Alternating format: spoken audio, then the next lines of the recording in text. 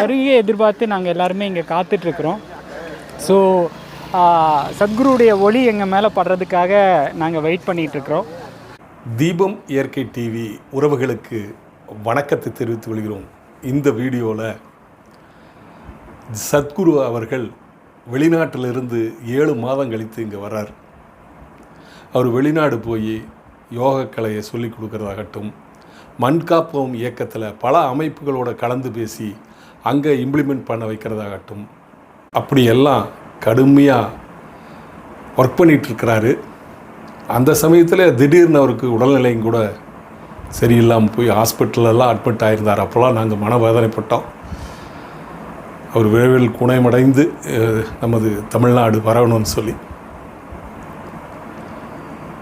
ஏன்னா ஒவ்வொரு மனிதரோட வாழ்க்கையில், தன்னார்வர்களோட வாழ்க்கையில் பல மாற்றங்களை அந்த யோக வகுப்பு மூலிமா கொடுத்துருக்கார். அதை நீங்களே பார்க்க முடியும்.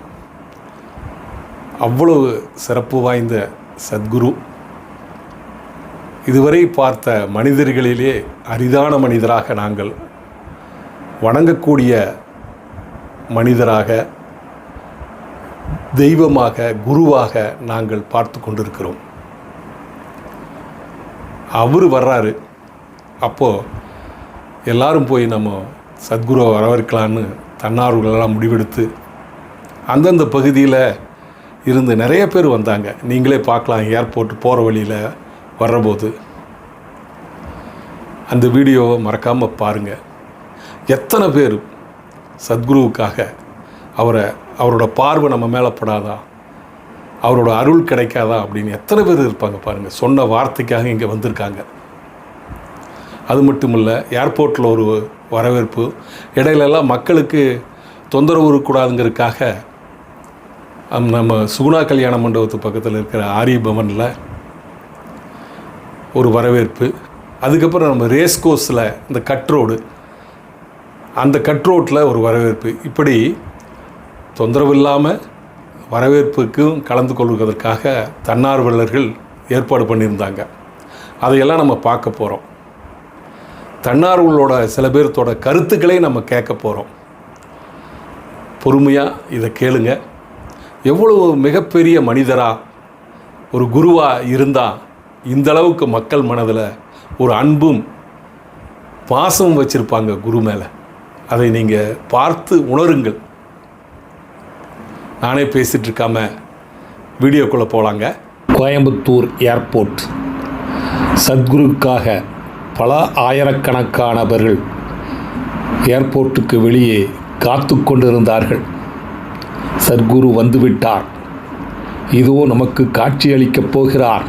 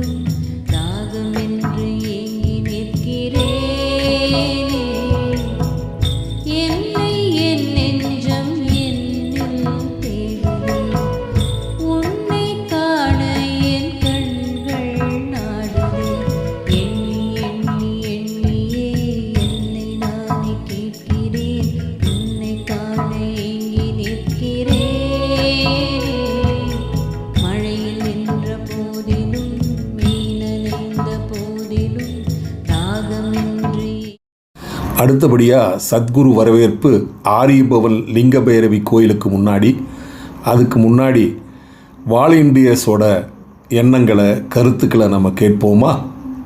நமஸ்காரம், என்னோடய பேர் அசோக் குமார். நான் கோயம்புத்தூரில் இருக்கேன். ஸோ நான் 98ல் ஈஷா யோகா ப்ரோக்ராம் பண்ணேன். ஸோ இப்போ ரெகுலராக நான் இந்த பயிற்சிகள்லாம் பண்ணிகிட்ருக்கிறேன். இந்த பயிற்சிகள் பண்ணுறதுனால என்ன அனுபவம்னு பார்த்திங்கன்னா, எப்போவுமே சந்தோஷமாக ஆனந்தமாக இருக்கிறது இந்த பயிற்சியில் நான் முதல்ல கற்றுக்கிட்ட விஷயம். இன்னொன்று, எப்போவுமே ஆரோக்கியமாக இருக்கிறது, எந்த ஒரு நோய்ங்கிற விஷயமே இல்லாத சூழ்நிலை ஏற்பட்டுக்கிறத இந்த பயிற்சி மூலமாக நான் கற்றுக்கிட்டேன்.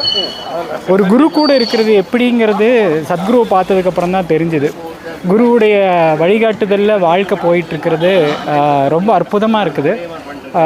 சந்தோஷமான மனநிலை, சந்தோஷமான சூழ்நிலையை உருவாக்குறது, இதெல்லாமே சத்குரு கிட்ட இருந்து தான் என்னோடய வாழ்க்கையில் கிடைச்சிது.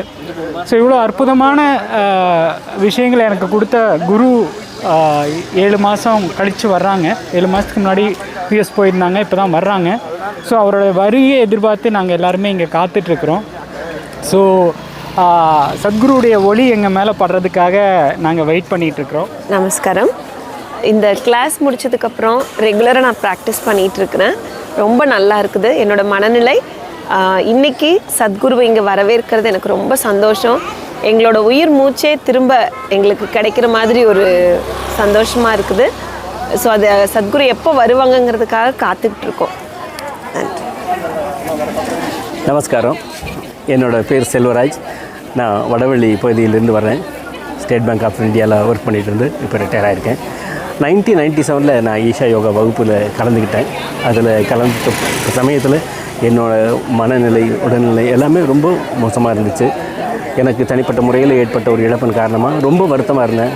அது இந்த வகுப்பில் கலந்துட்டதுக்கப்புறம் சத்குருவோட உரைகளை கேட்டு அவர் கொடுத்த கருவிகளை எல்லாம் நான் உபயோகிக்க ஆரம்பித்ததுக்கப்புறம் என் வாழ்க்கை ரொம்ப ஆனந்தமாக மாறிடுச்சு. அது மட்டும் இல்லை, நான் அதில் வாலண்டியரிங் பண்ண ஆரம்பித்தேன்.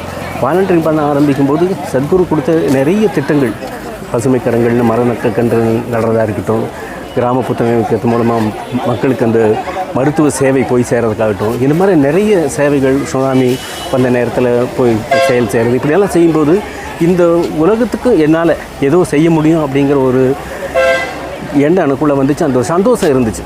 இப்போ நான் மட்டும் தனி மனிதனாக இருந்திருந்தால் நான் எதுவுமே பெருசாக செஞ்சுருக்க முடியாது. ஆனால் இந்த இயக்கத்தோடு சேர்ந்து ஒரு வாலண்டியராக இருந்து சத்குருவோட வழிகாட்டுதலில் நிறைய செயல்கள் செய்யும்போது எனக்குள்ளே அவ்வளோ ஒரு ஆனந்தம் இருந்துச்சு.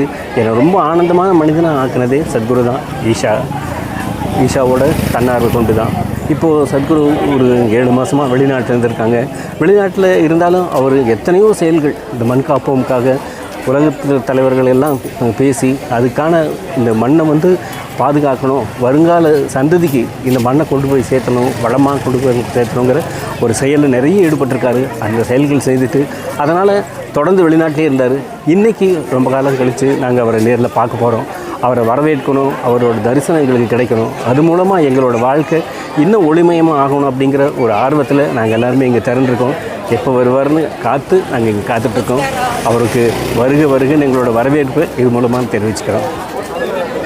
செய்தார் தன்னே நானே நானே நன்னே தனே நானே நானே நன்னா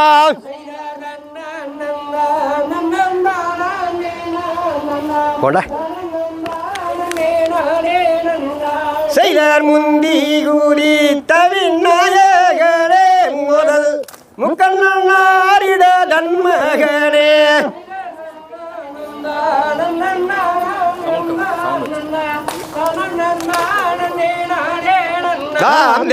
தொந்தி வாயாருங்காரி முகவேல் துணை தொப்பைக்கானாவதி முன்னடவா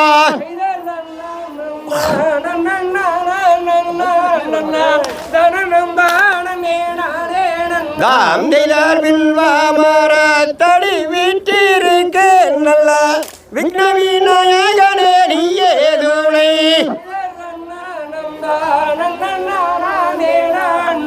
ஆமா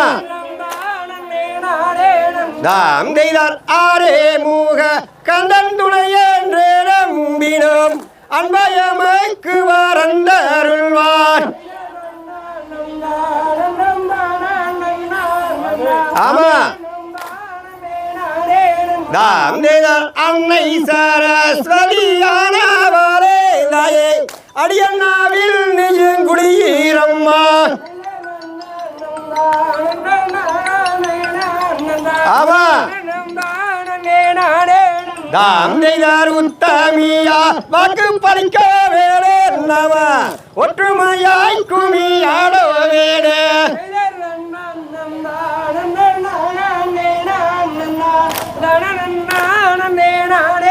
தாம் தேதா உத்தமிய மதுர மீனாட்சியே தாயே உண்பதமே நான் தினந்து உதிப்பேன் ஆமா தாம் தேதா பக்தருக்கு வரம் தந்திடுவார் அந்த சொக்கர்வால நாம துணிந்து உதிப்போம் ஆமா தாம் தேதா ஆடி வைத்த தாயே எங்கள் குரு வேணான் அழுதி நாம நாங்க நாம அறவேன் ஆமா தாம் தேதா ஆடுதுவா குமி ஆடுதுவார் இங்கே அலங்குதுவார் காலில் கொஞ்சலங்கை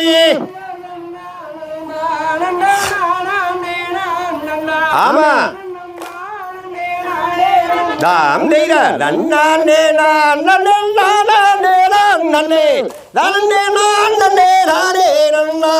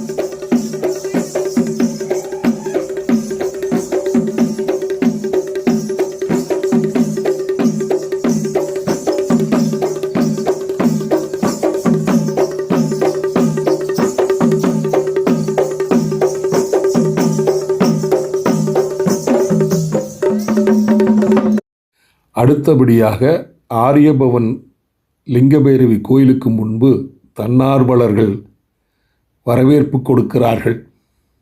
சரணடைந்தேன் சற்குருநாதா, அற்புத போர்பாதம் பற்றிட துடித்தேன் சரணடைந்தேன். இன்மையும் மறுமையும் எனக்கினி இல்லை, இனிதே உனதானை எனக்கேது தொல்லை. சரணடைந்தேன் சற்குருநாதா.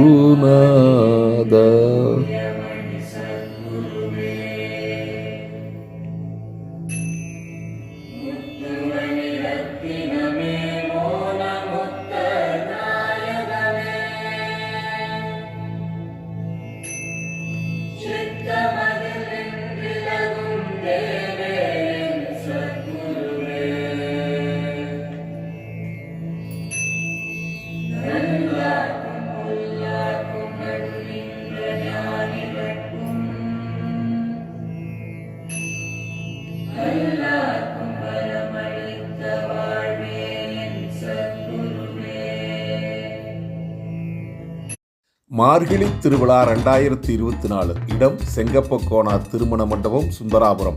நேரம் தினமும் மாலை 5:30 மணி முதல். ஒவ்வொரு நாளும் ஒவ்வொரு சொற்பொழிவாளர்கள். 16/12/2024 திங்கட்கிழமை முதல். அனைவரும் வாருங்கள். தீபம் இயற்கை டிவியிலே இந்த நிகழ்வுகளை லைவாக நீங்கள் பார்க்கலாம்.